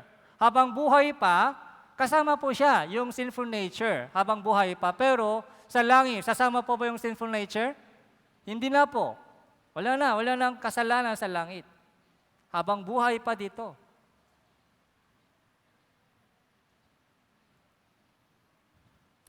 Kaya pagdating sa langit, pag bumalik si Jesus Christ, pag bumalik po yung Panginoon Hesus Kristo, ito po yung mangyayari. Philippians chapter 3 verse 20 to 21, sapagkat ang ating pagkamamamayan ay nasa langit, mula ro'y hinihintay naman natin ng tagapagligtas ang Panginoon Hesus Kristo, na siyang magbabago ng ating hamak na katawan upang maging katulad ng katawan ng kanyang kaluwalhatian. Ngayon po, yung ating katawan ay hamak na katawan. Ito po yung hamak na katawan, madaling masisira. Madaling masisira. Madaling mapapagod. Hindi po ganito sa langit tayo. Okay lang po ba ganito tayo sa langit? Okay lang? Okay, Pastor, pogi na ako. Okay, Pastor, guwapo ako, kahit ganito lang, okay. Hindi pwede ganito tayo sa langit. Kaya, babaguhin po ng Diyos yung ating hamak na katawan. Parang, di ba, isang uod ay magiging butterfly. Isang buto ay magiging magandang flower. Ganun po yung mga difference. Yung buhay po natin sa mundo ito parang isang uod lang tayo, isang bini lang tayo. Pero yung ating hitsura sa langit ay bulaklak, butterfly. Babaguhin po niya yung ating hamang na katawan. Para maging katulad po ng katawan ng kaluwalhatian ng Diyos. Tapos, ito po yung mangyayari. Revelation chapter 22 verse 12. Basahin po natin, 3, 2, 1. Malapit na dumating at dala ko ang aking kantimpala upang kantihan ang bawat isa ayon sa kanyang ginawa. Ano daw dadalhin ng Panginoon? Gantimpala po yung dadalhin po niya. Yun po yung gusto ng Diyos ibigay sa atin. Gantimpala. Okay? Yun po yung plano ng Diyos. Gusto po ba ninyo gantimpala ng Diyos? Dapat. Dapat tumanggap po tayo ng maraming gantimpala sa langit. Kahit dito sa lupa, wala po tayong kayamanan, wala po tayong mga malakas na katawan, yung kalusugan, puro hirap lang tayo dito. Pero sa langit, dapat may gantimpala tayo. Dapat may gantimpala. Hirap dito sa lupa. Ganun din, kapag ganun din po sa kabilang buhay, lalong kawawa po tayo, lalong kawawa. Kahit mahirap man yung buhay po natin sa lupang ito. Okay? Hindi natin baguhin yung buhay po natin sa lupang ito. Kahit dahil ganun po yung mga ibinigay ng Diyos sa atin, hinayaan ng Diyos sa atin. Pero sa langit, dapat may gantimpala po tayo, gantimpala. Hindi pwede palakpak na lang, palakpak. Di ba sa recognition ceremony sa school, pagkatapos ng school year, may recognition ceremony. Okay? Yung mga masipak sa pag-aaral, yung mga high honor, yung mga higher, yung highest honor. So tumatanggap po sila ng award, yung mga masipak sa pag-aaral. Pero yung mga tamat sa pag-aaral, baksak, may gantimpala? Wala. Ito na, palakpak na lang. Ay, hindi. Illustration po ito, illustration. Kising kayo, kising. Sa langit, dapat tumanggap po kayo ng gantimpala. Hindi pwede, palakpak na lang. Hindi pwede.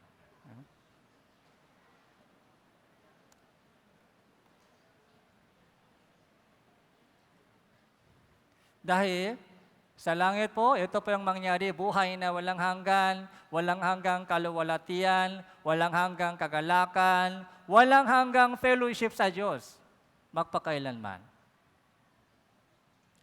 Ayon po sa ating ginagawa sa katawan po ito. Kaya napakahalaga po yung panahon po natin. Napakahalaga po yung oras po natin bago mamatay, bago humarap sa Diyos. Huwag po natin sayangin yung ating oras.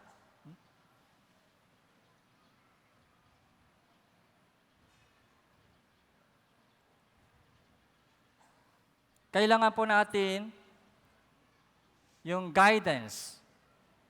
Okay? Sinabi ko po sa inyo, meron po tayong kasamang katulong. Okay?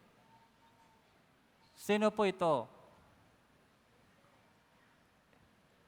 Isang bulak po siya, bulak. Isang bulak, pwede po ba siya tumakbo, bulak? Sa tingin nyo, pwede po makatakbo yung bulak? Hindi pwede. Nakita nyo po ba yung bulak tumatakbo dito? Bulak, hindi nakakita. Tumatakbo pwede? Ito po ay nasa Olympic Games. Nasa Olympic Games, meron pong mga ganitong mga takpo ng mga bulak. Pero, sino po yung nasa tabi niya? May guide. Tapos, ano pong meron sa pagitan ng kamay nila? May tali. Kung walang tali, kung naputol na po yung tali ito, pwede po tumakbo siya? Hindi. Maliligaw siya at tumbagad. Napakahalaga po yung connection sa tamang guide. Kasi bulak siya. Napakahalaga po yung connection sa guide. Kaya tawag po ito, guide. So, paano rin po natin yung isang video clips? Ito po yung Olympic Games para sa mga PWD. Yung person with disability, sumasali po sila sa Olympic Games. Tawag po ito, Paralympics. And Wagner go in the second of the heats. The world record held by Heinrich Popov of Germany. That was set back in July of 2013. That's 12.11. Lahat po Scott sila Reardon's ay championship record PWD. just outside that of 12. Head in 4. Woods of the USA in 5. Malango in 6. And Schaefer of Germany goes in 7. And they get away. Whitehead always gets away a little bit slowly on the outside there. It's Leon Schaefer who's got away very quickly, but Yoda Penegay has the lead at the moment, and here comes Richard Whitehead. There's been a fall in the background. Well, there's been a fall. It looks like Malango, who's gone down and tripped with around 10 metres to go, but Richard Whitehead has gone across and taken the win there, but Malango was coming home, well, very quickly indeed, but he's fallen near the end. Yoda Penegay's come back to help him over the line. He has finished there, so he will get himself a time, but it's Richard Whitehead who's Kando Malanga, who was 7th in this event in 2015, who went down. You saw him coming through. It's Yoda Penegay who took off quickly on the inside. Leon Schaefer of Germany, who was up there as well. And just on the inside, you see Richard Whitehead coming through, and just there, that is a nasty, nasty fall indeed for the man from South Africa. David Brown, the reigning world champion, goes. Ito po yun, lane vlog 3 po siya. alongside Jerome Avery. Pero tumatakbo sila, may kasama guide. I ran with him our first practice. Coach immediately said, "You're going to run with him after me." And, you know, the rest has been history. There you go. Drive. Stay in tight. Running with Jerome, I don't have to worry about going out too far. All I have to focus on is just listening to him. Get up. Nice. Arm action should be exact. We should be hitting the ground at the same time. This time they're away, and Brown gets away very, very well indeed. And you see his run, look like one person. It should look like one person running. That's the That tracking shot on camera is magic to watch because it just shows that they were running almost like one person. Kung walang guide, pwede tumakbo ganitong kabilis? Hindi pwede. Pero kung may kasamang guide, pwede na. So, kailangan po natin malaman, mula nung araw na maligtas ako, maborn again ako, meron na akong katulong kasama. Siya po yung Holy Spirit. Pero paano po siya gumagabay po sa atin? May 4 na paraan kung paano ginagabayan po tayo ng banal na Espiritu. Meron pong 4 na paraan. Number 1, words of God. Number 2, prayer. Number 3, fellowship. Ito po yung church, iglesia. Number 4, evangelism. Napakahalaga po itong 4. Kaya para sa mga bagong ligtas, so tandahan po ninyo ito 4 para lumago kayo ng maayos. Okay? Parang 4 na gulong sa sasakyan. Kahit isa kulang, hindi pwede tumakbo ng maayos. Number 1, words of God. Unang Pedro chapter 1 verse 23, ipinanganak na kayong muli, hindi ng bining nasisira kundi ng walang kasirahan sa pamamagitan ng buhay at nananatiling salita ng Diyos. Yung salvation through the words of God. Ganon din po yung ating paglago, growing, sa pamamagitan din po ng salita ng Diyos. Malinis na spiritual na gatas. Tayo po ay bagong silang baby. Sanggol. Baby tayo. Ano po yung hinahanap ng baby? Huh? Sigarilyo, hinahanap? Hindi po, gatas. Gatas ni mama. Espiritu na gatas. Ang cute ng baby ito. Ano po yung nasa kanilang bibig? Gatas. Okay? Dede. Kaya yung mga bagong ligtas po sa itong summer retreat, magdede po kayo muna, magdede. Magdede. Saan po? Sino po yung nagbibigay ng dede sa iyo? Oh? Mama, di ba mama? Hindi po kapitbahay. Mama po ang magdedede, magpasuso sa iyo. Nasaan po yung mama? Nasa church. Nasa church. Tapos, mga matitigas yung minsan, ayaw kumain. Huh? Ayaw kumain. Lalago po sila maayos? Hindi po. Pag ayaw kumain, hindi pwede lumago ng maayos. Kaya Matthew chapter 4 verse 4, siya ay sumagot na sa sulat, hindi sa tinapay lamang mabubuhay ang tao, kundi sa bawat salitang lumalabas sa bibig ng Diyos. Salita ng Diyos ay pakain natin, pakain. Okay? Hindi lamang sa tinapay tayo nabubuhay. Yung ating physical na katawan ay nabubuhay sa pagkain. Kaya kumakain po tayo araw-araw. Ilang beses po tayo kumakain sa isang araw? 3 lang? Minsan, merienda. Gabi, snack pa. Pag hindi kumakain, naramdaman natin gutom. Pag gutom, automatic, pagkain hinahanap sa ating katawan. Pero yung ating espiritu, ano po yung pagkain po ng ating espiritu? Words of God, Bible. Kailangan magbasa ng Bible, kailangan makinig ng salita ng Diyos. Every Sunday, meron po tayong mga Sunday sermon.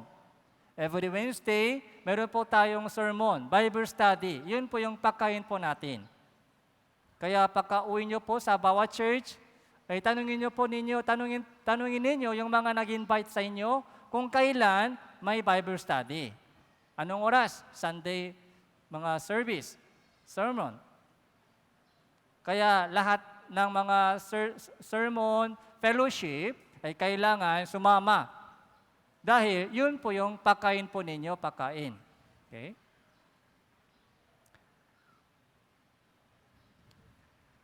Sabi po niyang isang Christian, D.L. Moody, the Bible will keep you from sin. Ibig sabihin, pag malapit ka sa Bible, malalayo ka sa kasalanan. Or, sin will keep you from the Bible. Pag malapit ka sa kasalanan, mapapalayo ka sa Bible. Bible, salita ng Diyos, kasalanan, malayo ito. Hindi pwede ito malapit. Nasa gitna po tayo. Pag malapit po tayo sa words of God, automatic, mapapalayo ka sa kasalanan. Pero pag malapit ka sa kasalanan, automatic, mapapalayo sa Bible. Okay? Ang gandang tingnan, yung mga pagbabasa ng Bible. Okay? Ito po yung ginawa po natin, itong summer retreat. Okay? Nakinig po tayo, ito po yung pagkain natin. Pangalawa, prayer. Napakahalaga po yung prayer, magpatuloy kayo sa panalangin, kayo ay magbantay na may pagpapasalamat. Mandalangin kayo walang patit. Yung prayer, parang paghinga. Breathing po. Prayer. Connection po sa Diyos. Ngayon, di ba, humihinga po tayo. Kapag hindi po tayo humihinga, mga ilang minuto, pwede mabuhay. Pag hinto tayo, paghinga, stop. Ilang minuto? 10 minutes, patay na. Yung prayer po, parang paghinga po natin. Lagi connection sa Diyos. Fellowship sa Diyos. Manalangin kayo, walang patit. Every time, 24 hours. Okay?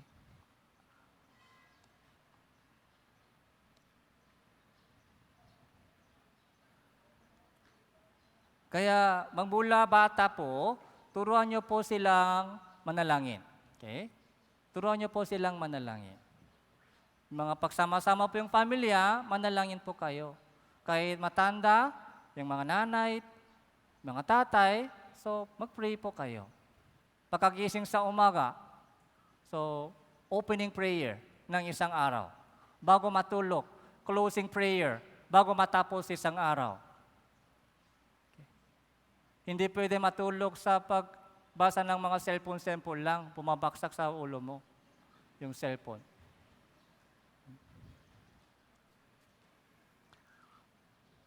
First John chapter 5 verse 14. Ito po yung mahalaga po. Basahin po natin. 3, 2, 1. Ating kapatagan sa Kanya, na kung tayo humingi ng anumang bagay ayon sa Kanyang kalooban, tayo pinapakinggan niya. Ano ang dapat nating hingin sa Diyos? Yung ating sariling kalooban o kalooban ng Diyos? Ayon sa kalooban ng Diyos, hindi po ayon sa ating sariling kagustuhan. Panginoon, kailangan kong pera. Panginoon, kailangan kong trabaho. Panginoon, kailangan ko yung budget, lagi kulang yung budget. Kagustuhan po natin yun. Alam ng Diyos kung ano ang kailangan po natin. Yung kalooban ng Diyos ay, ano po? Buhay na walang hanggan. Kailangan po natin sabihin sa Diyos, Panginoon, sana maligtas yung mahal ko sa buhay. Yung asawa ko, hindi pa ligtas. Yung anak ko, hindi pa ligtas. Yung mga magulang ko, hindi pa ligtas. Kahit may sakit, okay lang yung sakit. Dahil temporary lang po yung sakit sa katawan. Balang araw, lahat po tayo ay mamamatay. Pagkalipas ng panahon natin sa buhay dito, mamatay tayong lahat. Yung problema, yung mga sakit sa katawan ay hindi maiwasan po natin. Ang mahalaga po ay buhay na walang hanggang sa langit. Yun po yung kalooban ng Diyos. Kailangan po natin baguhin yung ating prayer. Kailangan natin baguhin yung laman ng ating prayer. Dati po, sana gumaling ako, Panginoon. Lagi, yun ang prayer po natin. Sana walang sakit. Sana mahaba yung buhay ko. Sana maayos yung mga trabaho ko. Kalooban mo yan, kalooban mo. Hindi po yan kalooban ng Diyos. Kailangan natin baguhin yung ating prayer. Kaya sabi po sa 1 chapter 15 verse 7, kung kayo ay manatili sa akin at ang salita ko ay manatili sa iyo, hingin ninyo ang anumang inyong nais. Kaya ang salita ng Diyos ay dapat manatili sa atin. Evangelism, mahalaga po yun, evangelism.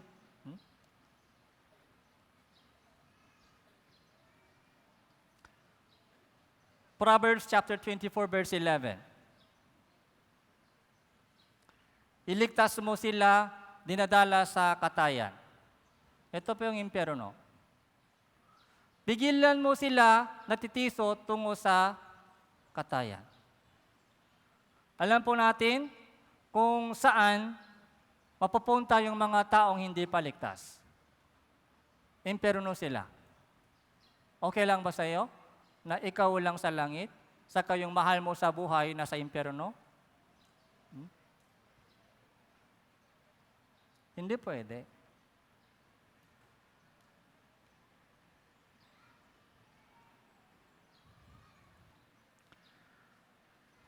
Doon po sa Lucas chapter 16, nakikita po natin isang storya. Habang buhay pa, mayaman siya, mayaman. Pero pagkatapos, nung namatay siya, dinala po siya sa apoy. Doon po niya na-realize na yun talaga yung pinaka-problema. Kaya sabi po ng itong mayaman, verse 24, siya'y sumigaw at sinabi, Amang Abraham, maawa ka sa akin at suguin mo si Nazaro upang itubok niya sa tubig ang dulo ng kanyang daliri at palamigin ang aking dila, sapagkat naghihirap ako sa apoy na ito. Sapagkat ako ay may 5 kapatid na lalaki upang magpatotoo sa kanila nang hindi rin sila mapunta sa dakong ito ng pagturusa. Ilan po ba yung kapatid niya? 5. 5 kapatid. Hindi nila alam na may impyerno. Yung lugar ng dakong itong pagturusa. So yun po yung prayer po ng isang taong ligtas. Yung pangapat po ay church. Iglesia ay kailangan po natin malaman kung anong ibig sabihin ng iglesia. 1 Corinthians chapter 1 verse 2, iglesia ng Diyos na nasa Korinto sa mga ginawang banal kay Kristo Jesus. Ipapaliwanag ko sa iyo kung ano ang iglesia.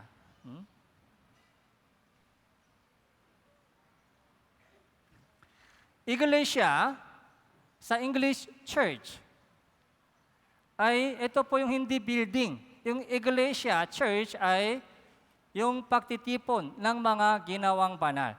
Pagtitipon ng mga taong ligtas, yun po yung tinatawag na iglesia. Okay? Hindi building. Kaya sabi po ng Biblia, manatili ka sa iglesia. Yun po yung katawan po ng Panginoon Jesucristo. Iglesia. Di ba, isang taong unbelievers ay kapag ligtas na, kasama na siya sa iglesia. Dati, marumi. Pero, nung dumaan siya sa dugo ni Jesus, malinis na. Kasama na siya, kabilang siya sa iglesia. Ito po yung iglesia. Hindi po building, yung fellowship po ng mga taong ligtas. Ito po ay isang malaking iglesia.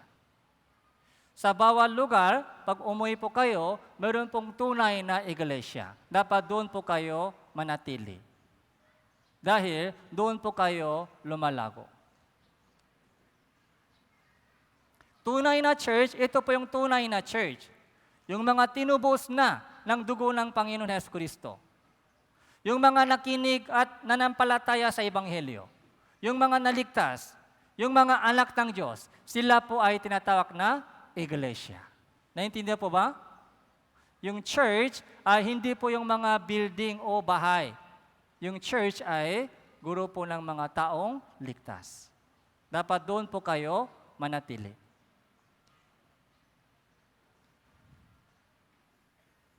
Ano po ang ginagawa ng tao sa iglesia? So, yung mga kapatid na sa iglesia ay nag-aaral ng salita ng Diyos. Sila po ay sama-sama nananalangin. Sila po yung nakikipag-fellowship. Sila po yung nag-evangelize. Yun po yung trabaho ng iglesia. Evangelism.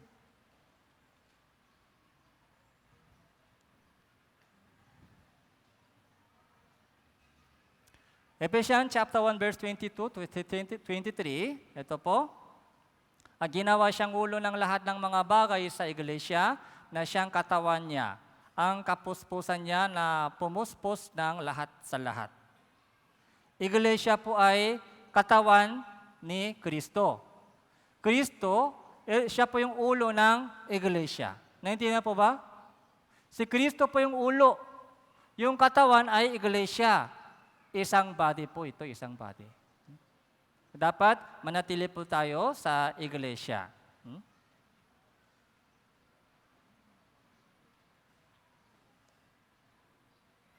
John chapter 15 verse 5, basahin po natin ito ng sabay-sabay. 3, 2, 1. Ako ang puno ng ubas, kayo ang mga sanga. Ang nananatili sa akin at ako ay sa kanya, ay siyang nagbubunga ng marami. Sapagkat kung kayo ay hiwalay sa akin, wala kayong magagawa. Kung kayo ay hiwalay sa akin, nasaan po si Jesus? Siya po yung ulo ng iglesia. Kung hiwalay ka sa church, kung hiwalay ka sa iglesia, wala kayong magagawa, walang bunga, walang growing. So, dapat manatili po kayo sa iglesia. Naintindihan po ba? Yung isang bagong silang baby, nung ipinanganak na siya, meron po siyang papa at mama. May ate. Okay? Kaya meron pong taga-alaga sa kanya. Minsan nag-aaway. Pag nag-aaway, umalis ba sila sa bahay? Hindi po, nandyan pa rin. Kahit nag-aaway minsan, pero dapat manatili pa rin sa iglesia. So, ipapakita ko po sa iyo isang video clip ay tungkol sa Life Word Mission. Yung church po natin ay Philippine Life Word Mission. Yung Philippine Life Word Mission po ay, yung missionary po ay galing po sa Life Word Mission sa Korea. Kaya dito po, tinatawag po natin Philippine Life Word Mission. Okay? Life, buhay, word, salita, mission. Yun po yung mission po natin, evangelism. Okay? Paano din po natin isang promotional video clips tungkol sa Life Word Mission.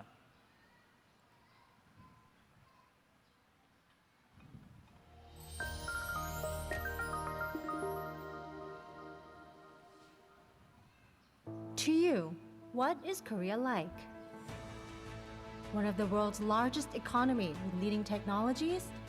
From K-pop to K-drama, a country that leads the world's culture with strength in its unique contents?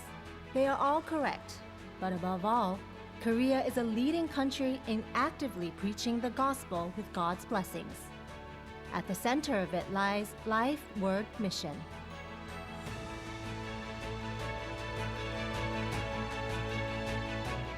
About 40 years ago, Life Word Mission began to sprout in 10 cities in South Korea. Our history is short, but with the amazing work of the Holy Spirit, we grew to become an important preacher of the gospel. Seoul Central Church. Ito po yung pinaka-central church po natin, Life Word Mission. Incheon Church.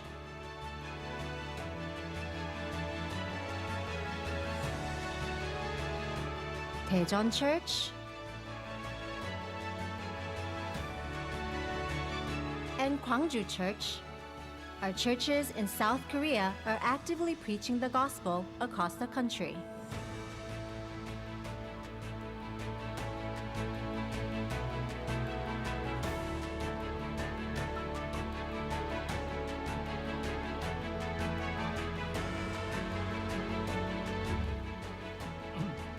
Ito po yung Korean Retreat Center.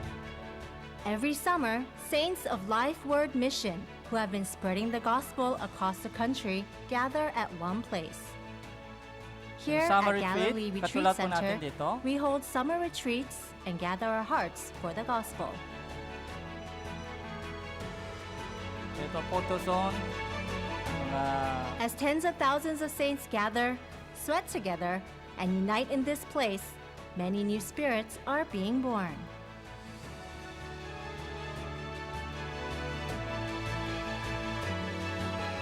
That is the miracle of thousands of people getting salvation baptism at after, once during the gospel era session. of the early church is happening right here as well.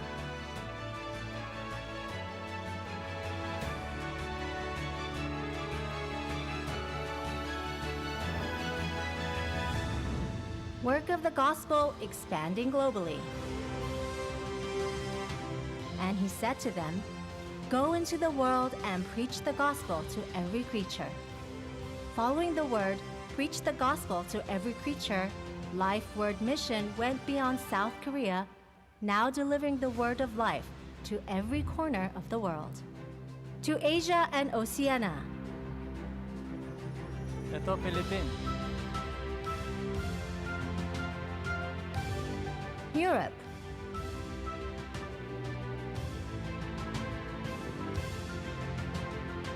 North America,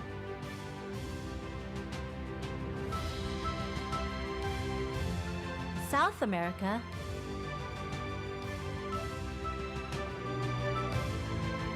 and to Africa. Life Word Mission is spreading the gospel all across the world.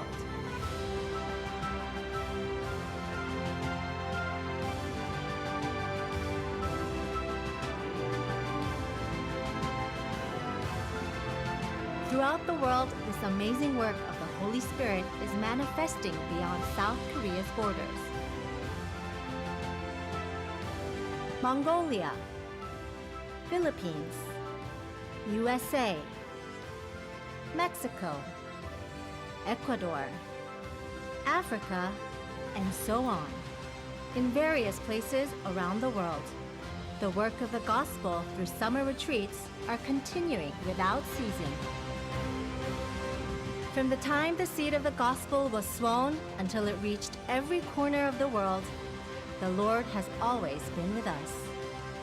And the work of life through Life Word Mission is still going on. Together with Life Word Mission, your spirit can also be newly born again. Life Word Mission for your spirit.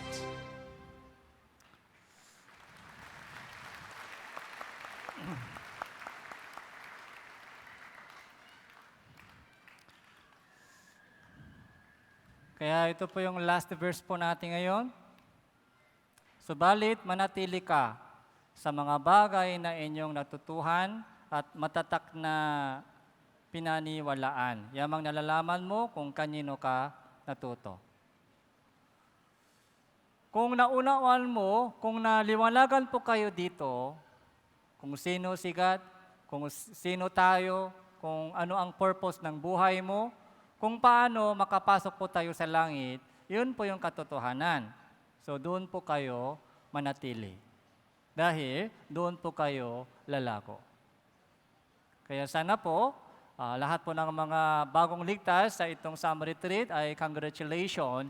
Sana manatili po kayo sa tunay na iglesia. Okay? Manalangin po tayo. Banal at mahabaging Amang Diyos na makapangyarihan sa lahat, salamat po sa inyong dakilang biyaya at pagmamahal po sa amin. Sa pamamagitan ng itong dakilang gawain ng Panginoon, Summer Retreat 2024, dito po sa Philippines, maraming naliligaw na kaluluwa ay naligtas sa pamamagitan ng Ebanghelyo ng Liwanag.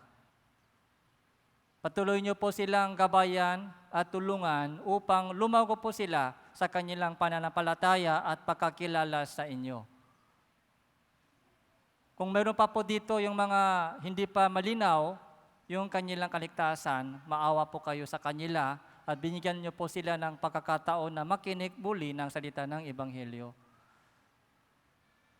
Ipinakakatiwala po namin ang aming natitirang panahon sa inyong mahabagin at makapangyarihan kamay. Gamitin niyo po ang bawat isa sa amin dito upang may pahayag ang Ebanghelyo sa mga mahal po namin sa buhay. Ito po yung aming panalangin sa pangalan ng Panginoon Hesus Kristo. Amen. So maraming salamat po.